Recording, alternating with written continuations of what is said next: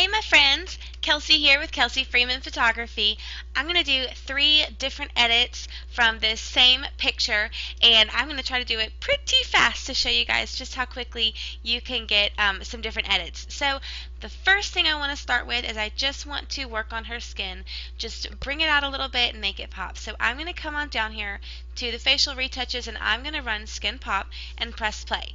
And it's going to do all the work for me, and what we're going to do is I'm going to press continue, and I'm going to get my brush here, and we don't want a very big brush, we want it pretty small.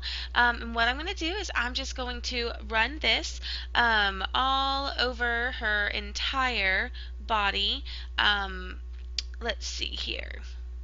So just going all over and try to be as close to the edges as possible. I am using a brush that is at 50% opacity. You can always, choose a higher or a lower number just depending on what sort of effect you want to go for. So I'm just doing this over her entire body here, and that looks pretty good. I'm also, doing it on her hair. So let me show you already what that's done is it's really brought her skin out a bit, but not too crazy much, So next thing I want to do is I want to do a base action. So I'm going to go up to the tippy top, and I want to do Ember to get a really nice warm and moody kind of look, just to really bring out the warmth of this picture. So once that runs, what I want to do is I'm just going to barely lower this opacity just a little bit, and we're going to do some tone add-ons. So I want to do Quill. I really like how Quill looks. It affects the greens a bit, and it makes it really warm looking, but I do want to lower that opacity. That was a little too much.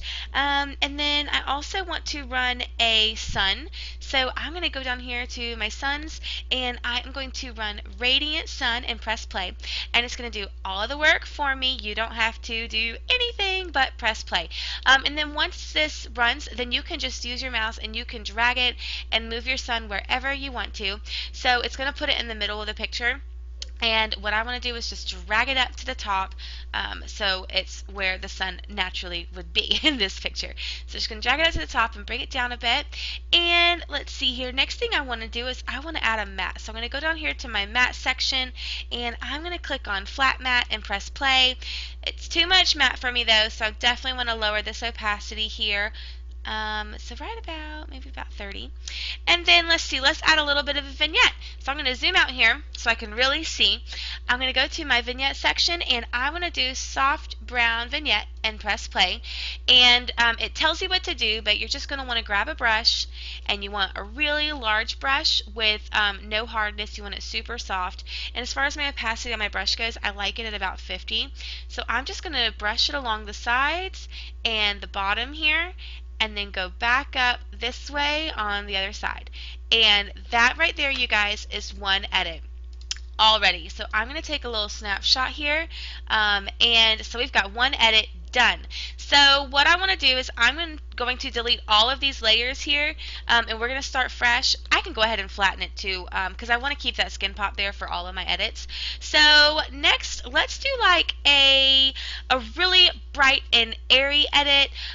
We are going to start off with Graceful. Graceful is definitely one you want to run if you are looking for a bright and airy, sort of whimsical kind of edit. So you see already it has brightened up so much. So I am going to open this up though, because there's one thing that I want to tweak here. It's a little too bright for me. So I'm going to go right here to where it says Graceful Brightness, and I am just going to delete that layer. Or I'm sorry, I don't want to delete it. I just want to hide it. Don't delete it, because you may want to go back and change it and bring it back. So I'm just going to hide that layer and close it back up. So now it's not quite as bright, but it still is really soft and pretty. But I do want to up this opacity a little bit, maybe right about there. And then let's do some tone add-ons. Let's see here. I want to go with like a really soft and subtle, almost like purple pink vibe going on. So I'm going to do Eleanor for this one and press play.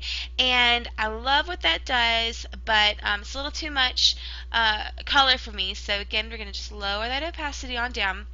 And let's add on a little bit of a haze. So we're going to go down here to the light add-ons. I'm going to click Purple Haze, press play. But again, you know, you can just tweak the opacity however you want. I really want it pretty low here, right about there. And I want to add a little bit of blue to this picture as well. It's a little warm, so we're going to add some blue here. And I'm going to run Aspen and press play.